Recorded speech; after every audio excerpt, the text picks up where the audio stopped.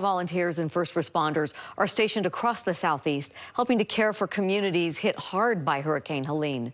News specialist Shelby Lofton caught up with Utah Task Force 1, currently stationed in Knoxville, Tennessee.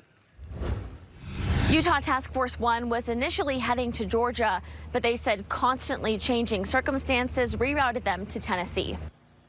It is obviously comparable to other events like Katrina. Utah Task Force 1 is ready to take on a situation many of them have been in before. Hurricane Helene tore apart buildings, flooded entire cities, and displaced thousands. The 45-member team and some canines are highly trained in technical rescues. Removing victims that might be entrapped in a collapsed structure or in confined spaces. They brought 6 boats on the roughly 37-hour drive. Chief Brian Kay says they're designed to be highly mobile, and it's likely they'll have to be. We can move in and help out in those areas of greatest needs. They're also standing by to help with communication issues. The areas that are difficult to get into, so we could access that and do non-technical work. Wellness checks. Many people across the country are struggling to get in touch with their loved ones, especially in areas where there's no service or power. Tropical storms, I think a lot of people think, oh, it's only going to really devastate coastal areas, but they can devastate very far inland. KSL meteorologist Evan Mashuli says the National Hurricane Center's cone of uncertainty shows Helene's path. You can see how the path of